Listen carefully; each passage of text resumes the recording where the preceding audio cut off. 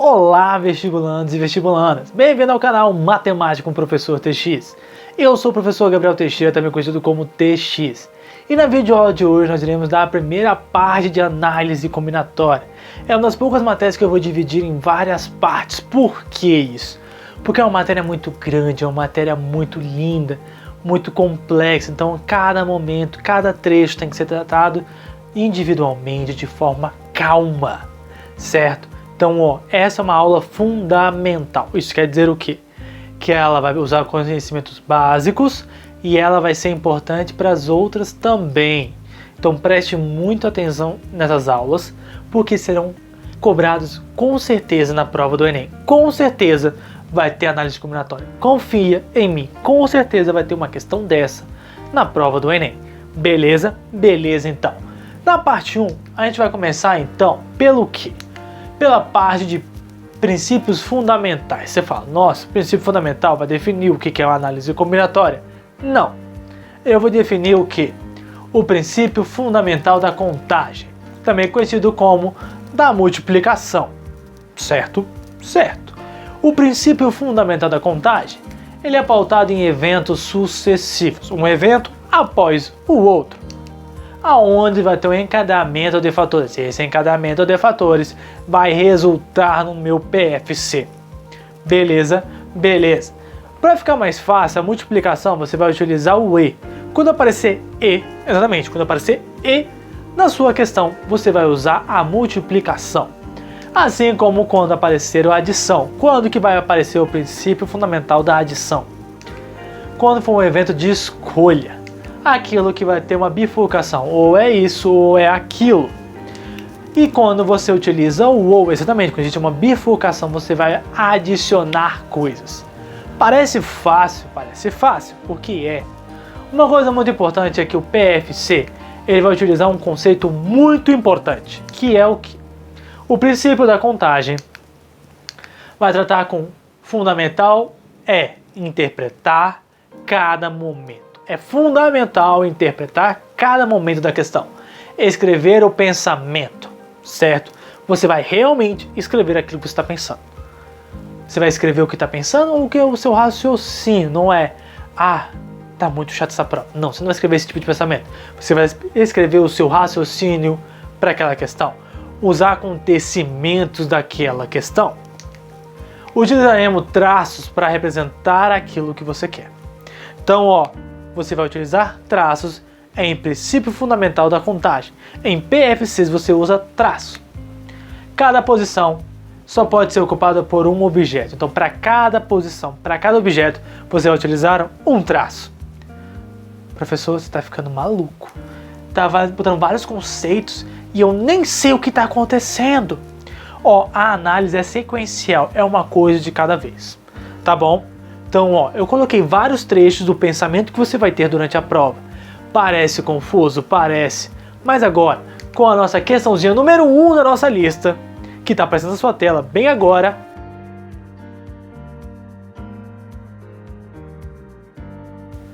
Leu a questão? Então vamos voltar para ela. A questão número 1 da nossa lista trata exclusivamente desse tipo de pensamento. Então, lendo de baixo para cima. Ele quer saber a quantidade de frequências diferentes que esse aparelho pode transmitir determinada por. Então eu quero saber quantas frequências diferentes o aparelho transmite. Então eu tenho que saber como funciona esse aparelho e quantas frequências ele transmite, não é? Uma pessoa comprou um aparelho sem fio para transmitir músicas a partir do seu computador para o rádio do seu quarto. Esse aparelho possui chaves seletoras, 4 delas. Então tem 4 chaves. Então você vai ter uma chave, 2 chaves, 3 chaves, 4 chaves. Só que tem a posição 0 e a posição 1. Então, quantas opções você tem para cada chave? 2 opções. Para a primeira chave, para a segunda chave, para a terceira chave, para a quarta chave. Cada traço só pode ser ocupado por um objeto. Então, para cada traço, uma chave, certo? É uma análise sequencial. Então, primeiro você analisou a primeira chave, depois a segunda, depois a terceira, depois a quarta. Então, vai ser ou 0 ou 1. Quantas opções você tem para a primeira chave? 0 ou 1. Então você tem 2 opções, né? Para a segunda chave você tem quantas opções? 2, 0 ou 1. Para a terceira, você tem quantas opções? 0 ou 1. E para a última chave, você tem quantas opções? 0 ou 1. Certo? Certo. Só que vamos pensar, eu tenho a primeira chave, e a segunda, e a terceira, e a quarta, não é? Então, ó, regra do E, multiplica. Quanto é que é 2 vezes 2 vezes 2 vezes 2? 16. Acabou a questão. Exato. É muito simples. Por que é muito simples? Porque a gente interpretou, certo? Então, cada questão de análise combinatória é essencial, é fundamental o quê? Interpretar. Interpretar e escrever o pensamento, o raciocínio lógico de cada questão. Tranquilo, tranquilo. Utilizamos tudo que está aqui, não é mesmo? Então, ó, vamos para uma próxima questão, na qual já vai estar aqui já escrito o que você precisa. Na questão de número 3 de nossa lista.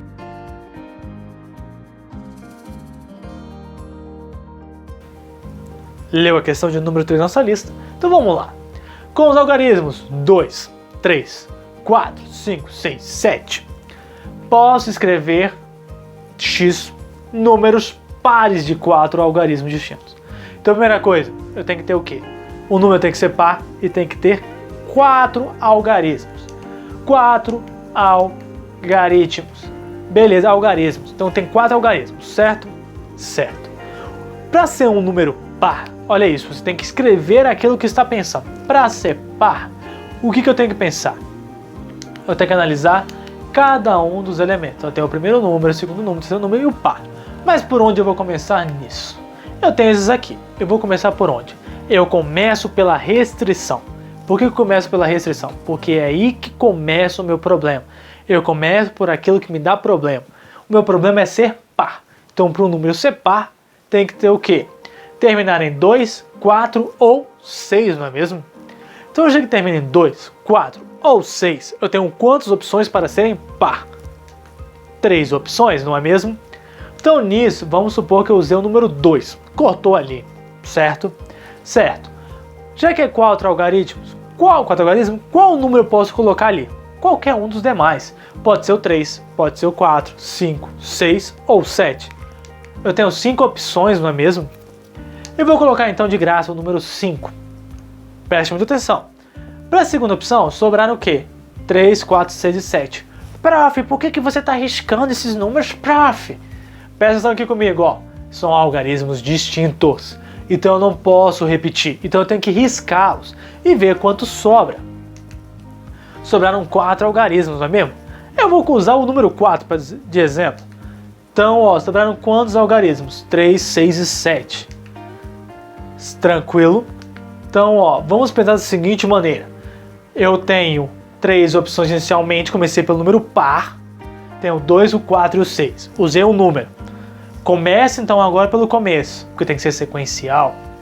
Começa aqui, sobraram quantos? 5, e depois 4, e depois 3, certo? Só que aí você vai pensar no quê? Você tem o primeiro, tem o segundo e tem o terceiro, uma sequência, no qual são eventos sucessivos. Regra do E, PFC, multiplica. Quanto é que é 5 vezes 4 vezes 3 vezes 3? 5 vezes 4, 20. 20 vezes 3, 60. 60 vezes 3, 180. Acabou a questão de novo. Olha isso, pouca conta. A análise combinatória tem pouca conta, muita interpretação. Beleza? Beleza, né?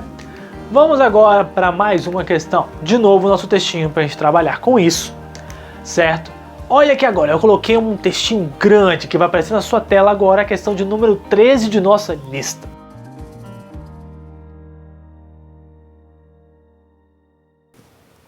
Leu a questão? Então, percebeu que tem vários fatores, várias coisas interessantes nela, não é?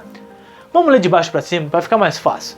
Supondo que um passageiro utilize exatamente 2 linhas de ônibus para ir do terminal A para o terminal C. Então eu quero ir de A até C. Só que eu tenho que usar exatamente 2 linhas. Calcule a quantidade possível de trajetos distintos. Então eu quero calcular exatamente isso. Então vamos pensar. Quantos jeitos diferentes eu tenho de ir de A para C? Vamos pensar que eu posso ir primeiro de A para B e de B para C, não é mesmo? Ou eu posso ir de A para D e depois eu ir de D para C. Conforme está ali escrito, né? Ele colocou pra gente já bonitinho esse aspecto. Então, ó, ele já mostrou as linhas.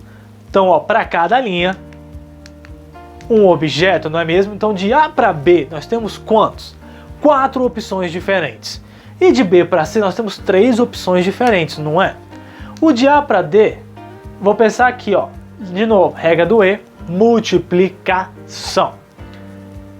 Agora, ó, o A para D são 5 e o de D para C são 2 opções. Então é 5 e 2, regra do E, multiplica. Lembrando que, de novo, a regra do OU é o que? Somar. Porque ou tu usa este caminho ou tu usa aquele caminho. Então você vai somar as duas opções. 4 vezes 3, 12. 5 vezes 2, 10. Então 12 mais 10 dá quanto? 22. Então tem 22 maneiras de você ir de A para C, utilizando os 2 trajetos diferentes. Tranquilo? Tranquilo, não é? O que importa? A conta é o de menos. O que importa é a interpretação. Então é fundamental, necessário que você interprete cada momento da questão. Beleza? Beleza, então. Mais uma questãozinha. Utilizando de novo meu pensamento, todos esses posicionamentos aqui. Vamos aparecer na sua tela a questão de número 8 de nossa lista.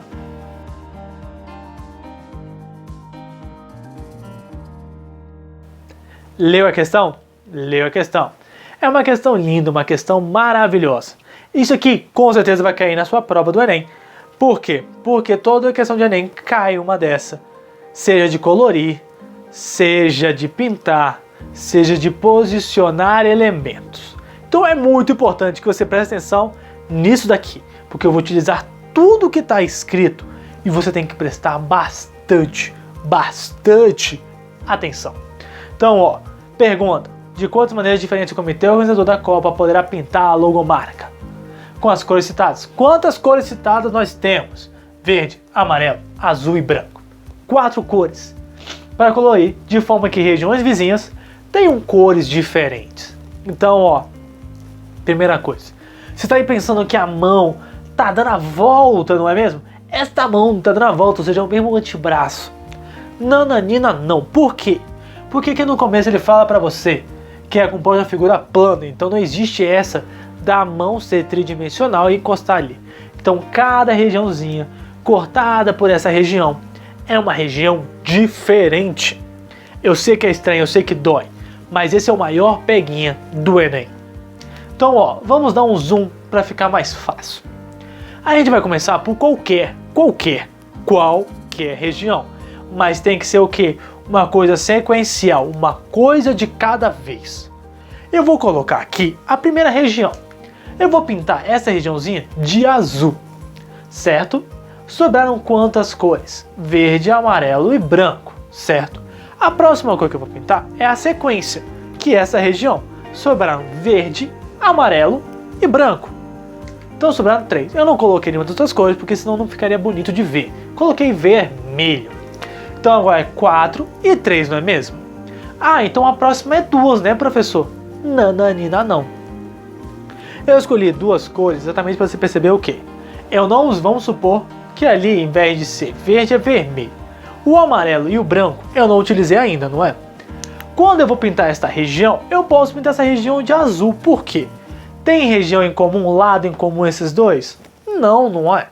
Então o que acontece? Eu posso repetir a cor anterior. Então eu continuo tendo 3 opções. Beleza? Então preste atenção. Eu comecei por aqui, é o que mais tem opção. Aqui eu tirei uma, não é? Quando eu vou para essa, eu posso pintar da cor inicial, que não tem problema. Só que o branco e o amarelo continuam ali parados. Então eu continuo tendo 3 opções. Só que essa ideia pode repetir-se para minha bola, que eu vou pintar de vermelha, certo? Então, ó, sobrou o amarelo, sobrou o branco e eu vou pintar de vermelho, ou seja, sobraram 3 cores para pintar. Só que agora sobrou a mão da esquerda e a mão da direita. A mão da esquerda, a mão da direita eu vou pintar de azul. Por que eu vou pintar de azul? Porque o meu único problema, olha isso, meu único problema é a cor vermelha, que a região em contato é apenas com a cor vermelha. Assim como a outra mão, eu vou pintar de azul também. Por quê? Meu único problema é a cor vermelha. Então, ó, primeira cor é 4, 3, 3, 3, 3, 3, porque meu único problema é sempre a região anterior. Tranquilo? Então, ó, preste atenção que quando for negócio de pintar, eu tenho que ter uma sequência. Tudo bem? Eu não posso pensar nesta aqui, cogitando já essa. Não, eu comecei por aqui, vou para essa, sequencialmente, ok? Nunca penso no depois, eu vou um passo de cada vez. Então, ó, para terminar, 4 vezes 3 vezes 3 vezes 3 vezes 3 vezes 3, 972, olha isso. A interpretação é o que mais cobrou, mas o cálculo é minúsculo, você gastou menos de 1 minuto para realizar essa questão. Tranquilo, tranquilo, ó. Então agora, para terminar o meu dia, eu vou pensar o seguinte, até coloquei esses números aqui, você vai entender o porquê. De novo, nosso textinho.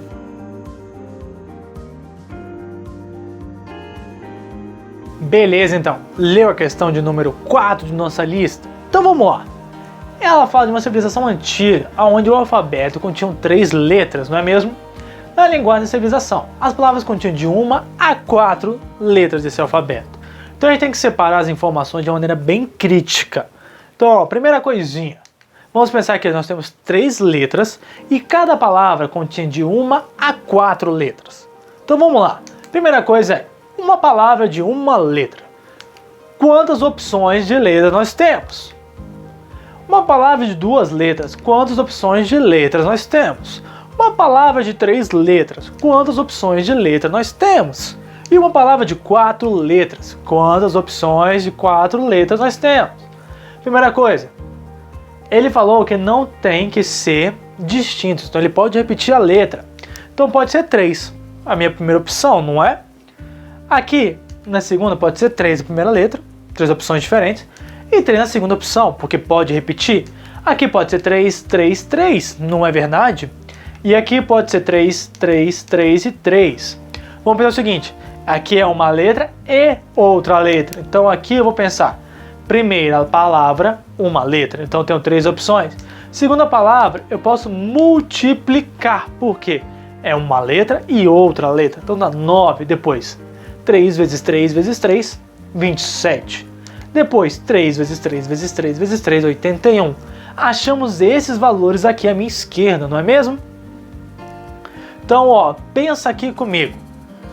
Ou acontece isso, ou acontece isso, ou acontece isso, ou acontece isso. Ou, não é mesmo? Então, ó, já que é ou, você vai somar esses valores.